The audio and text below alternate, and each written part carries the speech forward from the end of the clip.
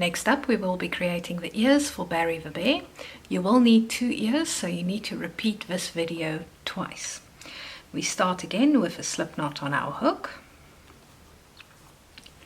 And for round 1, we are going to chain 4 stitches. 3, 4. In the second chain from the hook, we're going to make an increase.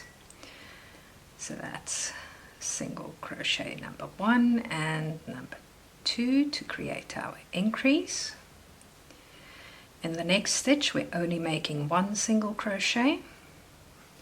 In the last stitch, we're going to do a 4 single crochet increase by making 4 single crochets in the last stitch. That's 1, 2, 3, and 4. In the next stitch, we're again making just 1 single crochet, and in the last stitch, which is also the first stitch we worked in, we will be making another increase. That brings us to the end of round 1 of the ear. For round 2, we're going to start by making 2 increases. So stitch number 1 gets an increase, and stitch number 2 also gets an increase. Stitch number 3 only gets a single.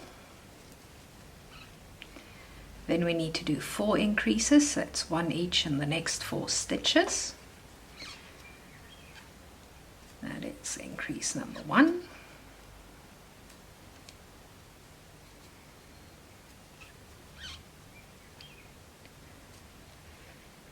Increase number 2.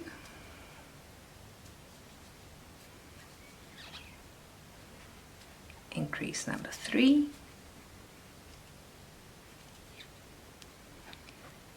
And increase number 4.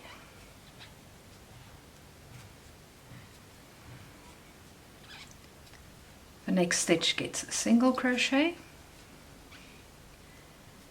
and the last 2 stitches get an increase each. So that's increase 1, and in our final stitch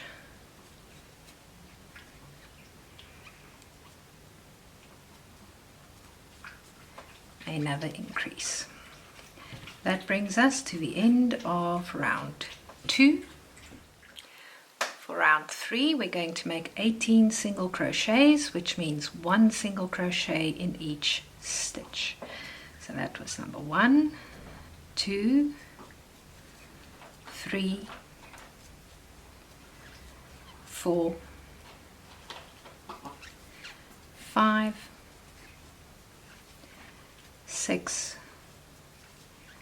7, 8, 9, 10, 11,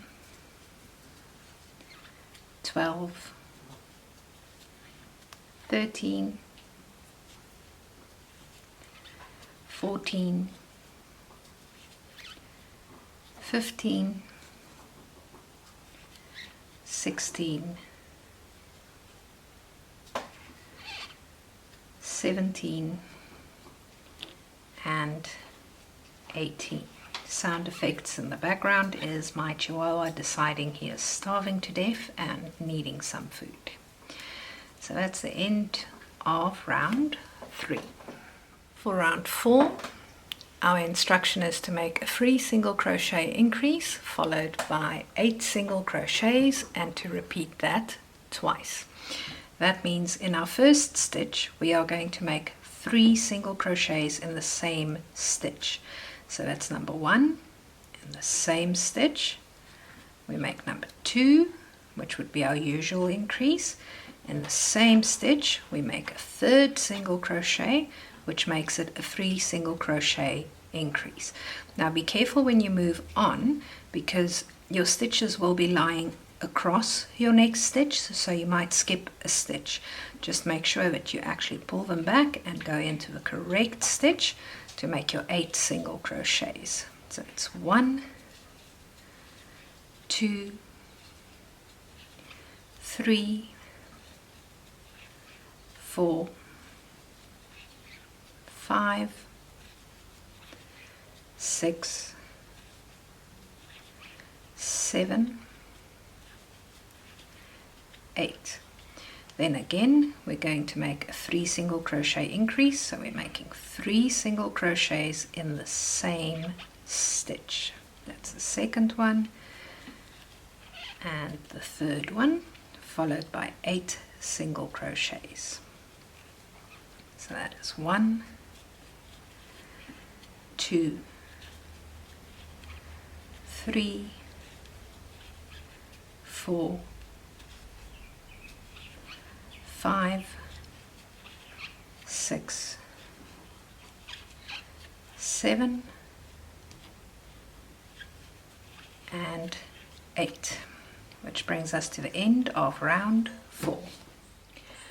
For round 5 we will be making 22 single crochets, so 1 in each stitch of the round. That is 1, 2, 3, 4, 5, 6, 7, 8, 9, 10, 11, 12, 13, 14, 15, 16, 17, 18, 19, 20, 21,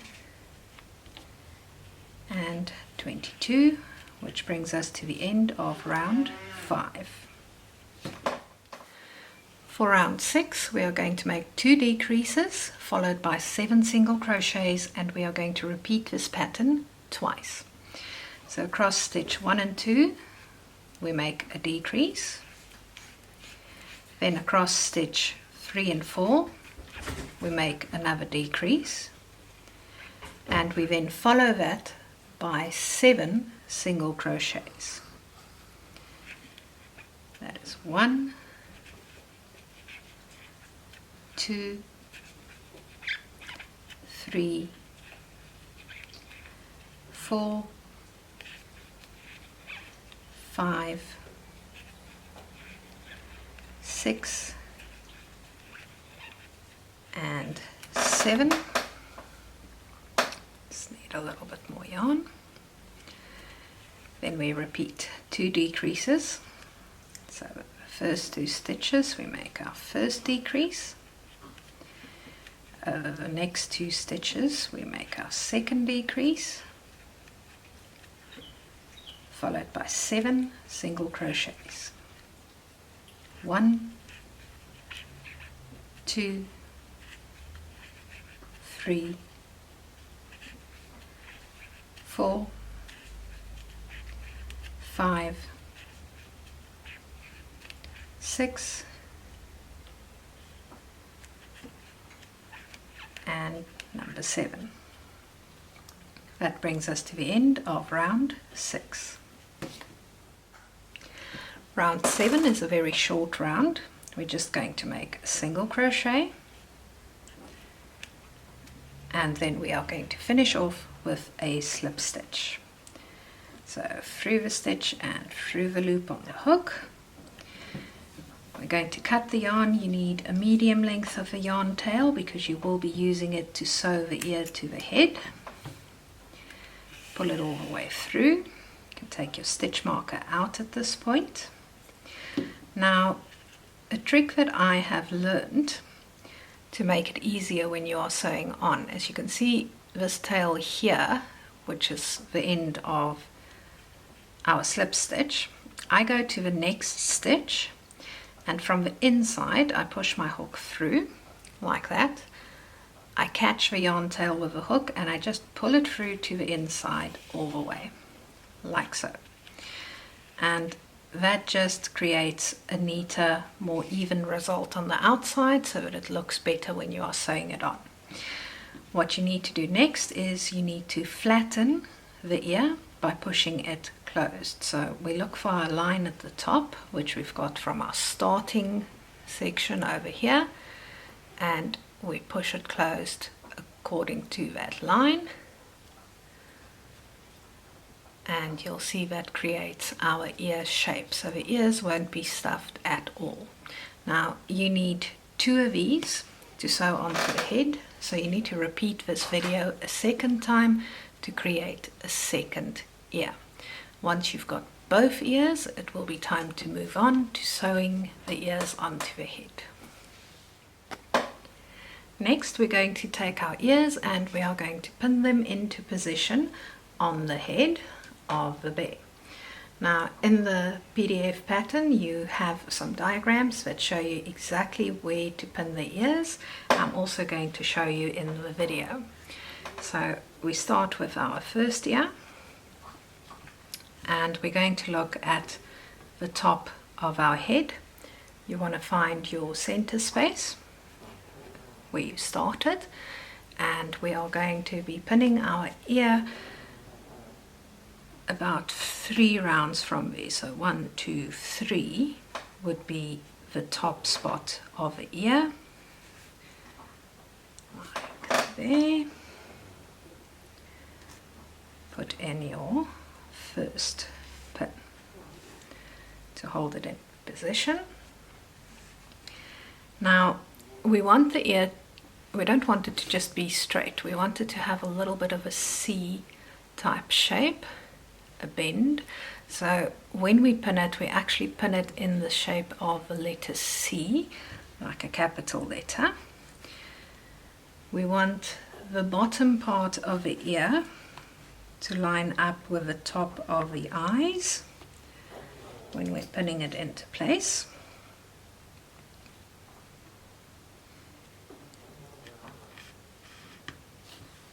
Like that.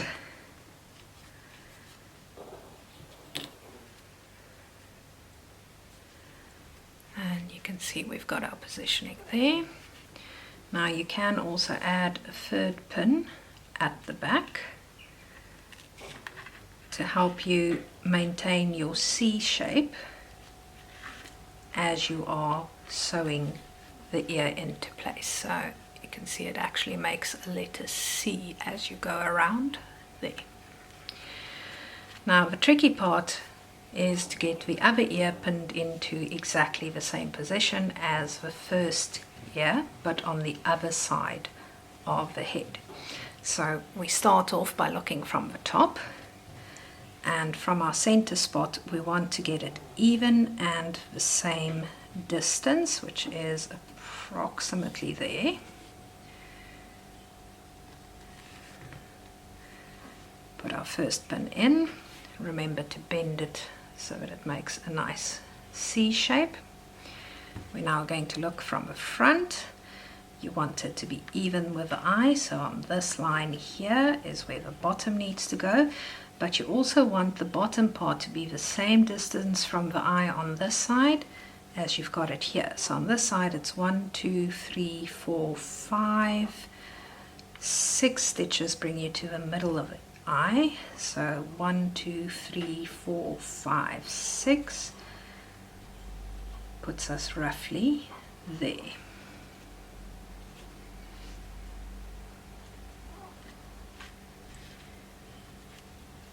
Insert our second pin. Check from the front to see that we do indeed have it nice and even. Check from the sides that it's the same. And we can put our final pin in the back here to help us maintain the C shape while we sew. Okay, now at this point double check your positioning. You want to look from the front You want to look from the top. You want to check from the bottom. You want to look from the sides. You want to look from the back. You want to make sure that from each direction that you look, the ears are in fact even, they're at the same height, they're at the same bottom position, they are hitting the same angle with their C shapes. You want to get everything as close to exactly the same as possible. For this part, I find my husband to be exceptionally useful. The advantage of men being very visual is that they are very quick to spot when something is off even by a millimeter. So I usually have him check my ears before I sew them into place. Same with my arms and my legs, and he has often spotted tiny mistakes and helped me to correct them so that my animals look just right once it is done. So make sure that you are happy with the positioning of your ears before you sew them on. Next we are going to sew the ears into position. I'm just using my normal tapestry needle to do this. We don't need a really long one. The important part is to still make use of invisible stitches, meaning we are still going to work underneath the ear, not next to the ear, and we're still going to keep our stitches tight and close to each other. Smaller, closer together is the best result. So we go in and out, basically directly under the ear, and pull through to the head.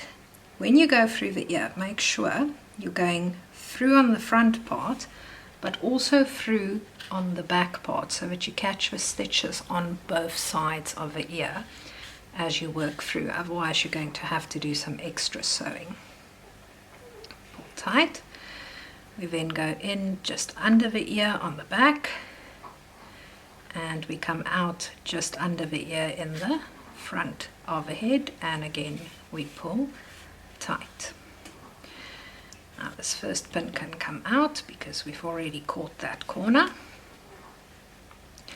We are going to keep repeating this process, going through the stitches in the front and through at the back, making sure that we stay in our C shape. Through the front, back, through the front, and staying under the ear at all times to create a nice even result. And you basically just keep doing this all the way up the ear, and you can go all the way back down the ear again when you are done with that.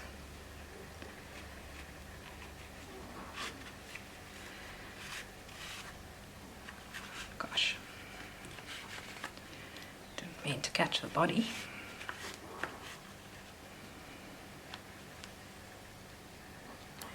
Go. Getting to the curviest point. That middle pin can come out now.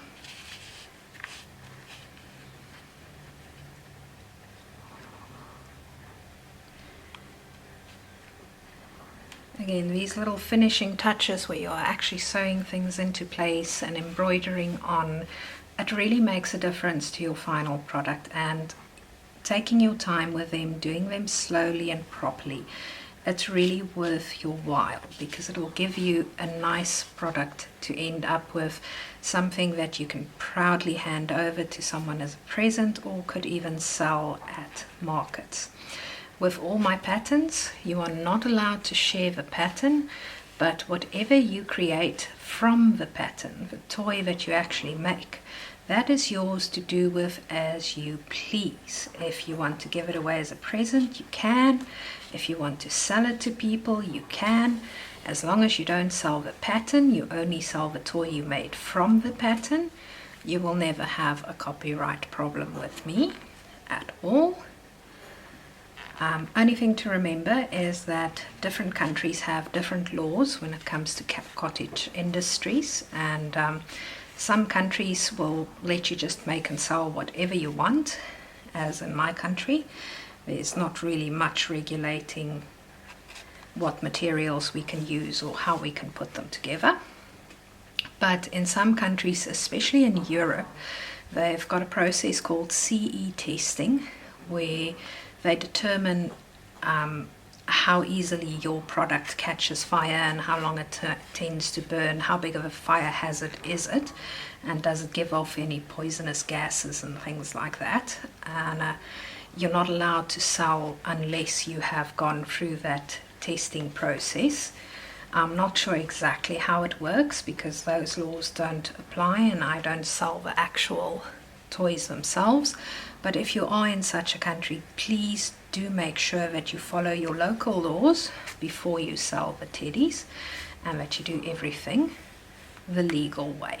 That way you'll never pick up any problems and you'll get to make a little profit of your own. There we go. As you can see, I have completely sewn along the edge of the ear. If you pull on it, it's very firmly attached. I've managed to go through all of them, but I just like to be very certain, especially with ears, because I find little kids tend to drag their toys around by the ear rather than any other body part. So I do like to work down the ear again a second time, just to ensure that this ear is attached for now and forever, and it's not going anywhere no matter what that kid does. They'll need to literally cut it off to get the ear away from the body.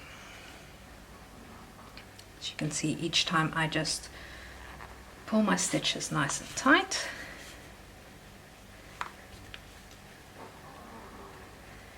And since I'm using the yarn that I crocheted with, and it's our main color, which for this particular bear happens to be taupe, but you can use any color you like, the stitches become invisible and they just disappear. Now when you're done sewing, you can just have your needle come out in a random spot at the back of the head. I generally try to aim sort of for the middle between the two ears. Okay, so when you finish sewing on the second ear, you're going to have this yarn tail come out here as well. So that is how you sew an ear on with invisible stitches, so that it's nicely in its place. You're now going to repeat that process on the second ear. When you are done, you are going to let your yarn end come out here, knot it, cut it short and push it into the head as we've been doing all along.